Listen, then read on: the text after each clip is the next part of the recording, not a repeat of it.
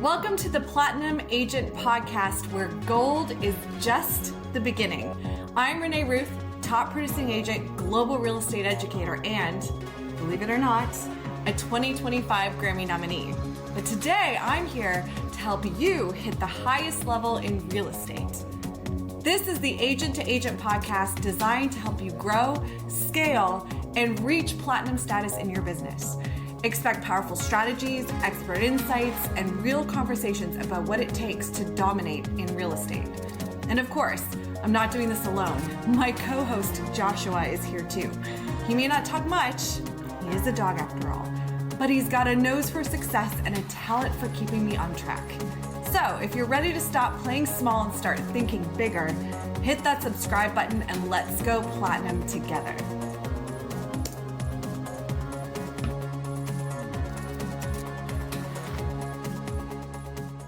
Welcome to Platinum Agent Podcast. My name is Renee Ruth, and I am a real estate agent here in the US of A. And I have this entire podcast so that I can help deliver insider strategies, expert interviews, and mindset-focused conversations. And today, to go beyond the gold standard into platinum, I have a guest with me. His name is Daniel. He's broker owner of Remax Prestige Properties, and he is an MBA graduate from Hofstra, bringing 20 years of experience to this conversation. I'm so excited to hear what he has to share. Daniel, thank you so much for joining us. Thank you for having me. 20 years of hopefully something that will lead to something that makes sense for people, but I'll do my best. Oh, I know it will, because any experience is just more than a lot of people have. So fill me in. I always love to ask this question when I first meet somebody, but tell me how you got into real estate. Did you graduate high school? This is my future. Tell me about it. Actually, the opposite, probably. I never felt that it was like a legitimate career, or at least one for me. When I've been selling and being involved in customer service really forever, I was involved in the beverage world for over 20 something years, coffee, bottled water. I was the original sales manager for the little K cup, the Keurig Green Mountain K cup. So I did that for 12 years. I was in bottled water with Nestle Water, Poland Spring, Ozarka, Zephyr Hills, and things like that. And then I got into solar, and the company actually went bankrupt. It was a huge billion-dollar company. They went bankrupt. My wife and I were like, what are you going to do when you grow up? I'm mid 50s now, and that was about 8, 9 years ago. And she's like, you know what? You should be a real estate agent. I think you'd be good at it. So it was really it was something that I never would have done. My wife basically said, you should try it. And pretty quickly, I was at a very large brokerage. I didn't really like the strings that they had, and this is the way we do it, and you have to do it this way, and things didn't make sense. Then I went to a smaller boutique company, and then Remax came and asked me to open my own brokerage. So before my second year of being a realtor, I basically opened up and started a franchise in Westchester County, New York.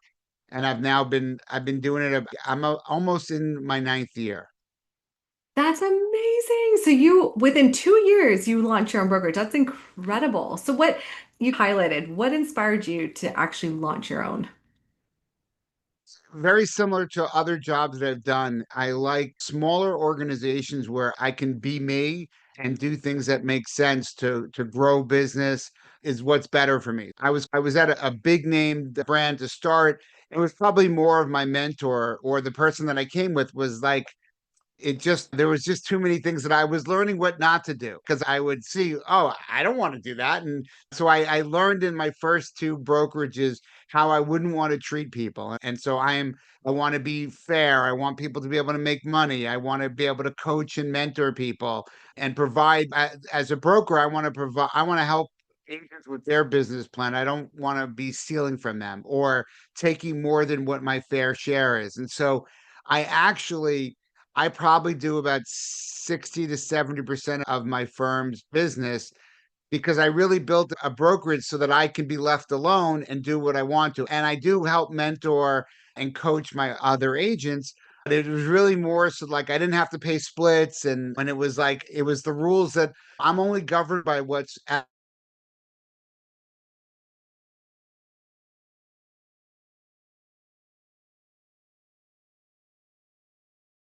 start Venmoing or Zelling my agents immediately because I know that none of the checks that I've ever received at a closing have bounced. And so I don't need to wait that period for that to happen. So I treat people, it's the golden rule. Do unto others as you would want to be done to you. When I am unable to show some houses because I'm out of town or busy, I overpay. I generally pay like $100 a showing because they got to put gas in their car. It's difficult. They're taking time out of their day. So I try to do how I would want to be treated. That's amazing. I just had a client, this agent. Do you work with agents in town where you're like, I have your number, dude? Like this dude, he literally books showings and he's always late. So like he had it from 1 to 1:30. He says, I'll be there in 10 minutes. And I'm like, please don't go in there. They're back. I'd literally have to text him right now, and be like, do not walk in there. They're back. Hold on. So that would be a good reason. I actually don't. The half an hour showing is almost impossible. How are you supposed to know the half an hour where there's traffic and people are late? So I told him 1 to 1:30 because it's occupied and she's studying for the, Right, and it's a very small house and it doesn't take that long to go through. Okay. He should have come back and said, I'm gonna need. right. He'd said, Well, okay, thanks. Now we it's definitely want easier. to. It's definitely better to have people who are respectful of other people's time. And like we're saying, sometimes you're unable to do it, but there is a way of asking. That's I He also agreed, he yeah. agreed to 1 to 1:30. He said, okay, thanks. He did until he couldn't make that time. They want So so yes, one second. They want to go in now. our business, it's always being flexible. No, I'm flexible on behalf of my clients. Can he go? On behalf of my clients, you can't do that. They have lives. You can't, if it's an occupied home, you can't do that. I can't. I'm flexible, but I can't make my clients be I flexible. would also try to have my clients, I don't force them to leave their house if because of exactly that, where people can't always keep to their schedule. So again, many clients will work with that or they'll go sit on the porch when they come, and it really depends. But Pop out. that's I just think it's inconsiderate of people's time though. Like I okay, think it is. But it's guess always what? You inconsiderate. know what? Ultimately, my clients want a buyer. Be more flexible. That's what I try to do. But sometimes you can't because some sellers are very particular, and we have to follow the rules that they've set up for us. Yeah, absolutely. Okay, so let's go back to you. You have a background in an MBA. How has that served you as an agent? I always say our backgrounds help set us up for the success we have in our businesses, and everybody's background is so unique. I don't know if so things that I've done. I worked in a Japanese restaurant. I was a chef when I was in high school. I was a cook fruit chef at a Japanese restaurant. My first job out of school, I sold insecticides and herbicides in Sioux Falls, South Dakota. I would say that the MBA is not it's not really that's not really the thing that helps me the most. I think the thing that helps me the most is being older because that gives me experience, right? And it's also allowed me to have a network of people. So I do have agents that are younger, and it's certainly much more difficult for a very young agent or anybody who maybe hasn't ever owned a house, right? How are you helping people buying and sell homes if you've never done that? You lived at your parents' house or you're a renter, right? So being a renter in the past and being an owner and all these things, those give me experiences to help me and to have put myself in their footsteps. Now, knowing people that are in title and insurance and lawyers and all those types of things, I'm able to be the quarterback of for my clients to ensure that I'm not a home inspector, although I've done over 1,000 inspections. But I'll make sure that I bring people to the table that can deliver for my clients. I think that experience has made me better than if I would have just right out of school become a real estate agent. I think that's actually helping me a lot. I don't think my job, I believe, so I did 65 transactions last year, 42 million in sales.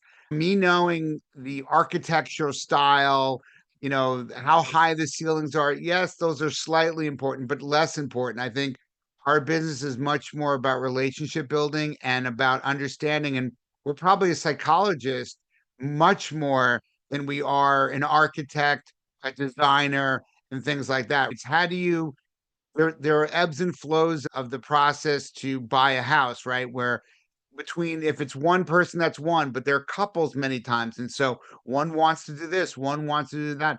How do you move people along in a way that they're both feeling that they're both going in the same direction together, as opposed to one's pushing the other? because buyer's remorse isn't good. And then it's a lot of it is just communicating, right? So I have first time buyers, I have older people, I have estates that I'm doing. And with just trying to let people know what you're doing and constant communication. I'm constantly communicating with people. I'll share offers with people. So I'll email the offers. There's no hiding anything. And so we're able to, when offers come in, what's the strategy? Are we going to go final and best? Are we going to go back to the top three people? Are we going to set a time? Are we accepting escalation clauses? So I try to bring I try to not have I want to be open minded and bring things to my clients to help them achieve their goals. Some people want the most money, some people want to sell quickly. So it's not what I want, right? It's what they want. So that's from a listing perspective. From a buying perspective, people ask me sometimes, which house do you like better or whatever? And I'm like, I'm not the one that's living here, but you are. But based off of the parameters that we've discussed, I think this one is the house that checks more boxes and might make sense. But it's ultimately just like a guide, a quarterback trying to move from transaction to transaction. And by doing that, I get more transactions because I get goodwill for people to be like, oh my God, he's texting at 1:30, 2 a.m., which I do. Or you're always available. You're on a cruise and you're still helping me. And so all those things, that's how I want to run my business, right? There are some people that like they put their phone down at 6 o'clock at night and they're not picking it up until the next morning. And everyone's entitled to do what they feel is best. I'm an empty nester. I just have two dogs. And so I'm in a different spot in my life where I used to be coaching of my children and I wouldn't be able to do, but now I'm not. And so it gives me more time to be able to help gain business and do what I need to do. I love everything you just shared about how you handle your business. I think a lot of agents, because like you said, every agent creates their own approach. That's the beautiful part about our job. But would you mind sharing with anyone listening about how you've learned to cultivate those relationships with both clients and agents as you've moved into your success? I think that's a great question. So with clients, everyone likes to bash Zillow, but I'm only like 8 or 9 years in. I did ads in Zillow. I got buyers, right? I think I, for early on, 51,000, $40,000 cooperative. It's like a small apartment. I've done land sales that are 20,000, 25, because I don't view it as the amount of money. It's a person, right? And so the more people that I can touch, the better. And so as a newer agent, I was obviously much more focused on buyer side.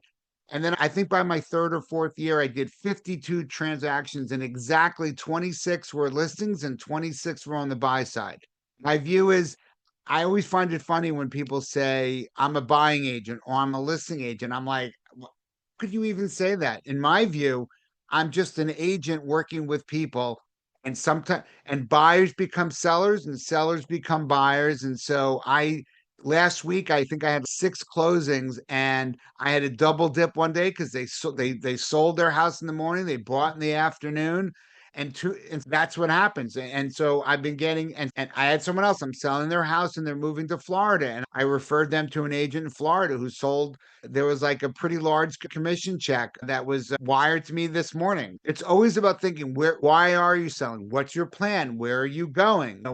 And all those other things. So it's always trying to think holistic about everyone, but just helping people turns into that. And then other ways that I do things is my social media is very strong on thanking everybody in the transaction. I thank the listing agent or the buyer's agent. I thank the clients. I thank the attorneys. And I think when people will Google things and they'll see like my reviews or they'll see these things about it and they're like, oh my God, they're amazing reviews. And so I really work for my review. And I felt that if I work for an amazing review, then the money will follow. And for me, that's been the winning formula. Work for your reviews, exceed clients' expectations. It's nuts what I have to do that.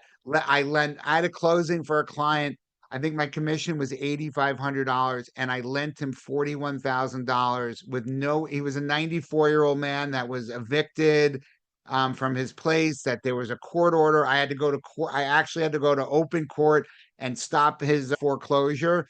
I was able to have one of our lawyers donate 40 hours of service. I prevented that from happening. He was in a hotel for 3.5 years. I had to contact Social Security because they stopped his benefits. I had to contact Medicare. Medicaid. I actually he has no family, and I ended up putting him in an independent living place. So I had to bring him around to multiple places so that he would pick a place that made sense for him. So those are things that other people don't do. To me, that's what I do. And that's why I'm better, different, and special because I go the extra mile for things that are a bit crazy. I am writing a book.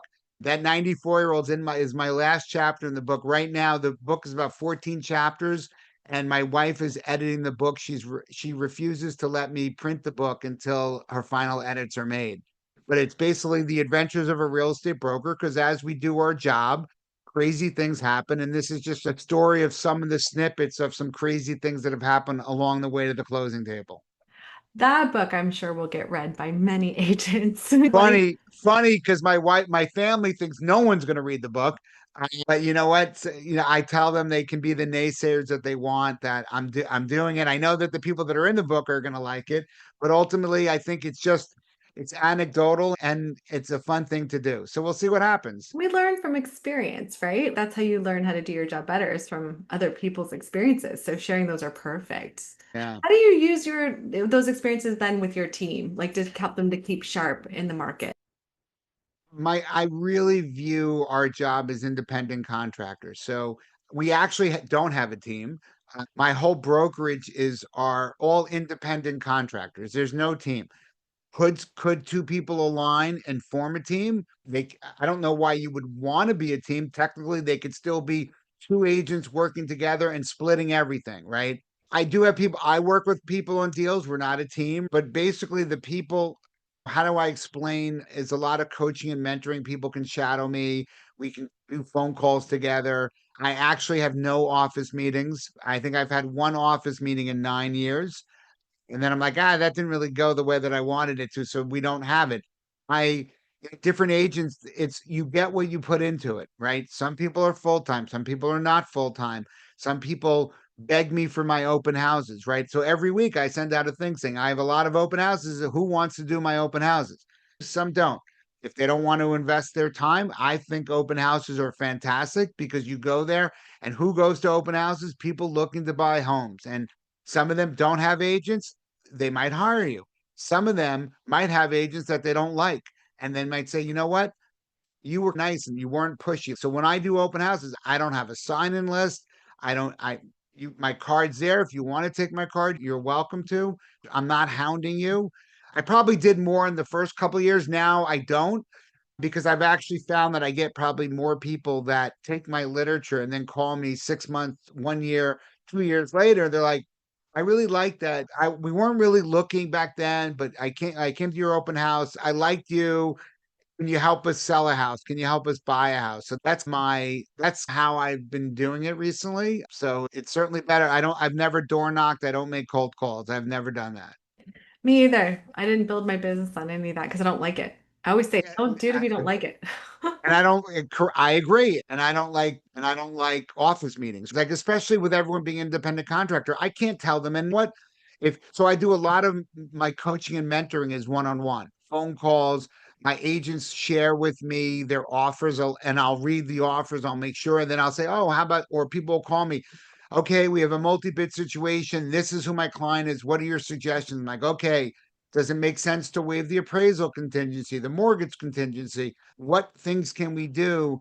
Are you flexible on your closing date? So what are the things? And then try to package that to make sense. You also said something else. So not only how do I interact with my clients, but also with other agents. And I think that's key because so agents that like the one that you were talking about before that can be a pain in your neck, I might sometimes not be the most friendly because I might call them out on it, which they don't want to hear that. I'm older, so I don't care. And I'll say more of my mind sometimes. But for the most part, agents, I know this because when my buyers or my other agents go to open houses or talk, they're like, oh, I've worked with Danny before. So I've gotten where like I've had clients who have called agents directly and then they're like, you're working with Danny?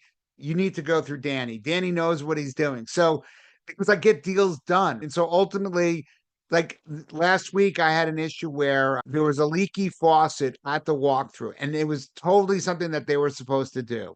And the other agent just wasn't talented enough to get her buyer to fix it. And it became that it wasn't going to get done. And so I just covered it because it was a pretty large commission. And what is it, $500 to bring a plumber in, whatever. But the point though, and she's like commenting on my social media because I tagged her and still thanked her because I'm not going to get petty over that. But I did say in a direct email to her in a DM, it still burns me a little bit that like your client, that you couldn't have your client fix that when we were supposed to.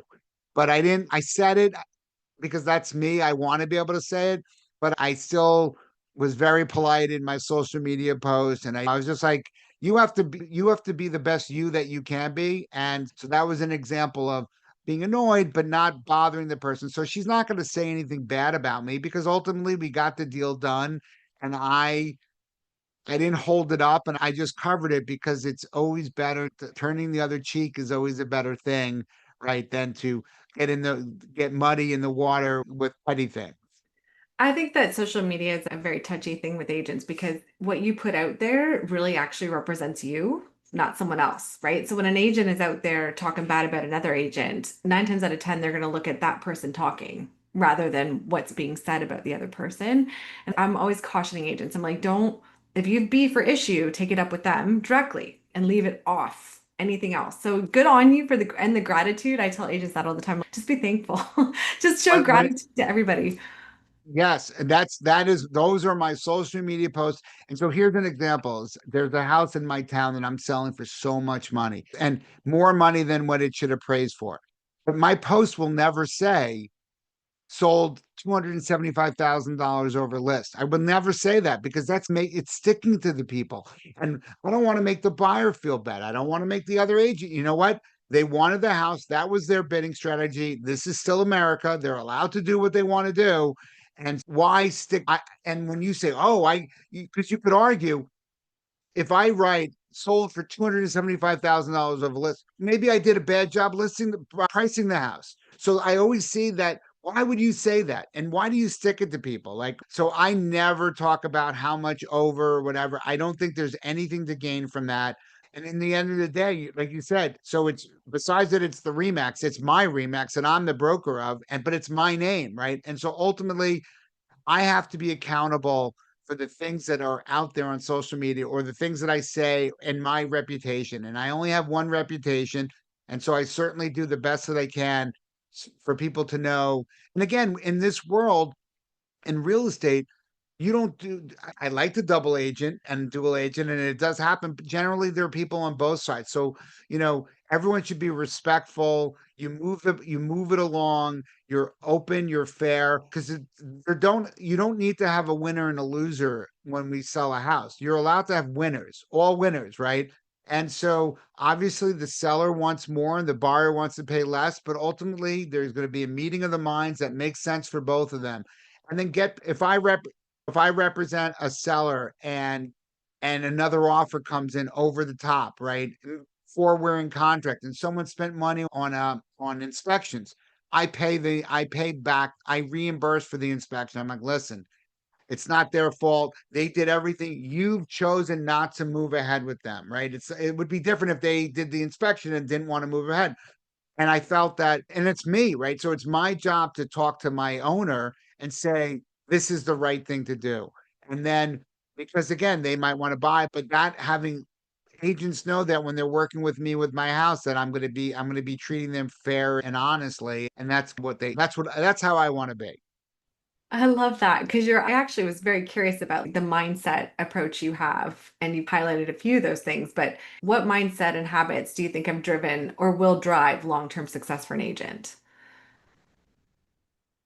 It's a very hard job, right? Because we basically eat what we kill in the sense, right? Where we're not spoon fed stuff. We're not on salary. We don't have health care. We don't have a 401k. You should have a 401k because you should be investing your own money into that, but it's not given to us, right? And that's our job. And so people are like, it's if I'm playing golf with my friends and they're like, why are you in your phone? I'm like, because that's I have to be because there could be a closing that's going on. There could be people are asking me to see houses tomorrow. And if I say no, then they're going to look for somebody else. And so that's a choice that I make is that I'm always trying to be there. But the downside of that is sometimes people say, you're not in the moment with us right now. And I'm like, that's a fair point. Like that's this job. So it's not like a job that you go to an office and it's only when you're in the office. It's others, but I love it. And I don't mind working every day or doing whatever because it's for the most part, I enjoy my clients and I strive for helping them succeed in finding homes. And I don't, I, and I never, my record for showing a client a home is 205 houses. 205 houses over 13 months because they didn't find the right house. That 205th house was the right house. So their bidding wasn't so good up until then. At the 205 house, we were at list, all cash for $1.2 million because you know what? It wasn't the right house. And so I waited. People are like, how do you not fire them? I'm like, why would I fire them? They're actively looking. And you know what? I have never used an exclusive agreement. I don't lock people in. If you want to work with me, great, we'll work together. And if not, and you can count the number on one hand of people that walked into an open house and somehow got bamboozled by the listing agent to not use me. It's so few and far between. I much rather lose a couple than have to have people get locked in because I'm not exclusive to them. Why are they exclusive to me? And if I can't find the time to show them, then maybe so I that's the kind of approach that I do is that I want to work with people and they want to work with me. And so far that's led to being so busy for 9 years in a row and keep growing the business from kind of having that mindset. So interesting because with the law, I operate the same way you do. I've never had them sign buyer agent agreements. What, and mostly because I was never going to take them to court over it. What's the point of Right. Well, signing? I'm not going to enforce it. I'm literally ex- not going after you. that that is a great that's exactly so that's why I'm a broker because I wouldn't like that a broker would say you need to do this or I actually got the largest sale in my town 3.6 million because a big broker agent went into their house and they were talking about commissions and they basically said my company won't let me go below this number and so somebody said you should call Danny, he's very flexible. And my view is you don't take percent to the bank, you take dollars to the bank. So I did something less than what they were allowed to do. It certainly was a pretty big number. And oh, by the way, they bought a house too. So I doubled my money and so think about those, right? $6 million of sales, that's a lot of money. Why should someone have to pay me full boat or whatever that is? That's a lot of money. You don't take percent to the bank, you take dollars to the bank. My bank was became fuller because I was more flexible. So that's an example of doing that. So I got that because other people basically said, "Oh, I'm not going to take that." Their view was because our house is twice as expensive or three times more expensive than most houses in town. Why should you get paid three times as much? The work's not three times as much, and that's true. Can Doesn't definitely be. sometimes the less expensive it really depends, right? There's a lot of circumstances, but ultimately that's the beauty of us being independent contractors is that that is what I teach my agents go in and it's not a set thing, it's basically they assess the situation and put together something that makes sense for them and their clients, whether it's on the buying agent side or the listing side. I just want to guide them as to what the rules are. I'm not telling them what they have to do. I have an agent who is very involved in his church and the church owns a couple of properties and he asked me if he could take it was a rental at no fee. I said absolutely because it's his time that he's investing, but it's smart because he's letting everyone in the church know that he's a real estate agent and he's donating his services to the church. So I was like, if you're able to do that's a really good strategy. So Everybody's got an angle when they come in for marketing. And I love that you've been able to think outside the box in that. Well, and I love that you're mentoring agents to explore that for themselves. But what would you say, how has mentoring played into your role, your career position as a broker? So I've always, in the sense of in all my jobs in sales and marketing, I've been a manager, a leader, try to help other people in their careers. So a mentor and a coach. So for me, it would be no different going to real estate. And what's great for me being a mentor and a coach is that I'm the broker, right? So that being the broker and being the owner helps people because some newer agents would ask me to go on listing presentations with them because but then I'll let them know. And many times they'll say, Danny, please list with me. So then maybe I'm the number one, I'm on top, they're there. I never take any extra money when I do a listing like that. It's the same as if I did nothing. It's the same split. I do it because I like obviously getting another listing, right? Where co-listing is good for my business because people see it's more listing. And generally with newer people, I'm doing almost all of the work. But that's why my agents are fairly loyal to me because who does that? And I'm not asking for 50-50. It's the same split if I do it or don't do it. And then that's a way to mentor, right? Where you're doing a listing together where they learn from, oh, this is how you do it. That's how you do the commission statement. That's how you do the memo sale. Oh, that was an interesting way to do that. So it's learning that way. So clearly, listings is the best way to do mentoring, right? Because we're both working on an actual thing, but other mentoring is phone calls, open house, talk to them about that. Come shadow me at an open house, come with me on inspections or appraisals. So I make all those available and ultimately it's how involved do my agents want to get, right? Some are this is not a job if you need to be a self-starter and you can if you're not self-starting, when the market's amazing, maybe there's enough that you can make because there's so much business that's happening and there's things falling through the cracks. But as things get a little tighter, it's like the stronger probably get stronger and the weaker probably stop doing real estate. Yeah, that's a great point. And we've said that even now with the market shift, like I think 1%, or sorry, 70% of the agents last year sold one house. So we're going to start to see the agent market shrinking just because you can't live off of one house a year. Right. Which is certainly good for their Uh, agents, right? Because other people might not do their homework and not realize that person's done zero business. And experience. So now if it's like, I've probably done 500 houses or so, something like that since I've been doing this. I still feel like I'm newer to it, especially because I haven't been doing it for it's my ninth year or something like that. And I have a fresh look at it. I've had agents say to me, well, I've been doing this way for 30 years. And I said, well, you've been doing it wrong for 30 years, or at least maybe for 10, because maybe for the first 20 years, that's good. It's Whether very it's interesting as a new agent when you get into a deal with a seasoned agent, let's say. And I used to clock it. Like they literally will come out. I've been doing this for 40 years. I've been doing this for 30 and but they say that right before they tell you. something that could be arcane and okay, great. So sometimes it's okay. I try never to be forced that I'm in the house for showings. I call that blocking.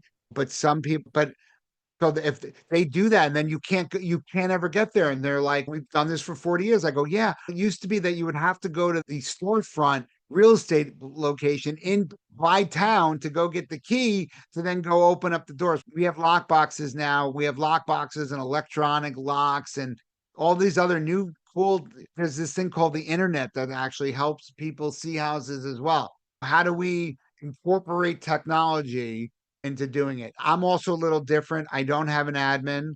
I don't have a virtual assistant. I'm doing my own memos. I'm doing my showings for the most part.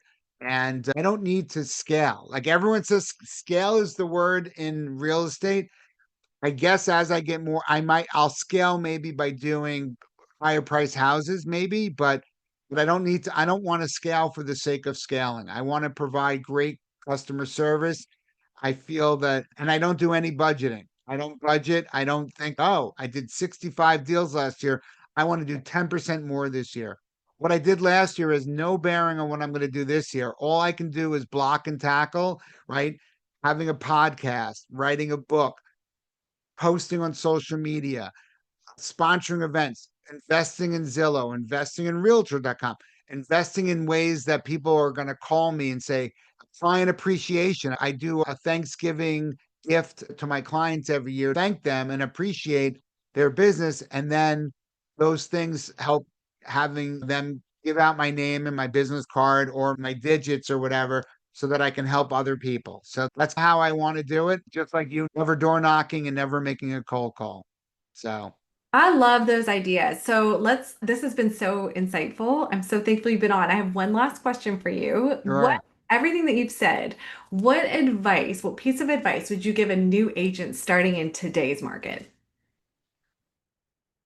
I would say shadow people, help people. If you shadow somebody, if somebody was shadowing me a lot, and I would probably give them a piece of some of my listings because they're helpful. But get out, you need experience. So if you're not showing enough, then you need to do more open houses. If you're not showing enough, you need to go to other people's showings. Social media where you're doing real things, not, but if like you're doing showings, you should probably take some videos or whatever and say, oh, I'm here doing this. If you're doing one of my open houses, you absolutely should vlog and do whatever you need to do to show you're at a house, because even though it's not your listing, that doesn't matter. You're doing work, and your work is that you're at an open house. Do what you can and make yourself available. That's the thing, is like you have to be available. Not like, oh, it's the weekend, and I'm like, no, weekends are our busiest time, and so make yourself available. Oh, I'm away. Yeah, I would say as you're trying to really sharpen your teeth and get into the business, you have to focus and dedicate yourself. I'm going to tag on to that idea. I tell all the new agents, give up the next 12 months of the weekends of your life. Every weekend, write it off. Put yourself in an open house, Saturday and Sunday. But you can do right. So if you want to go crazy, you can do 11 to 1 and then 2 to 4, right? Saturday and Sunday. You can do 4 a weekend and you still have your weekends because you're done. You could be done at 5, or you do one each day and you try to have, if you don't have showings, you should be doing 4 a weekend. I You love do that 4 a advice. weekend until you're too busy. And then you're like, I can't do it because I'm busy. Great. Now you're not going to do the open house because you actually have clients that you found at the open houses. That's the whole point. Love it. Love it. I think they can hear more stories like this from your book, correct? And it's called Adventures of a Real Estate Broker. Adventures of a Real Estate Broker is the book's not out yet. It will be out. I'm sure it will be. I'll have it somewhere on my podcast. So I do have a podcast that I interview people as well, which I have to have you on mine as well. And I think I owe but yeah, you. these are just stories and it's just anecdotes. And again, experience allows you to do more things. Yeah, check out his website, Daniel Berger Real Estate. I'm pretty sure you're probably Daniel Berger everywhere. Is that right? LinkedIn, social I'm media. not a big into the website, but yes, but certainly where podcasts are available. And then, but yes, Daniel Berger Real Estate, you'll be able to find me. And obviously we love what we do and you have to. I think in order to be good at it, you better love what you do. And on that note, I'm going to wrap this podcast. Thank you so much for your time, sir. I really enjoyed having you. And I'm so excited to hear more about how your career takes off in the next coming year on your podcast. Thank you, Take care. Renee. Take care. We'll talk soon. Okay, bye. That's it for this episode of Platinum Agent Podcast. If you're ready to take your business beyond gold and into platinum, let's connect. Reach out to me at this email, Renee@ReneeRuthOfficial.com, and we'll make something happen.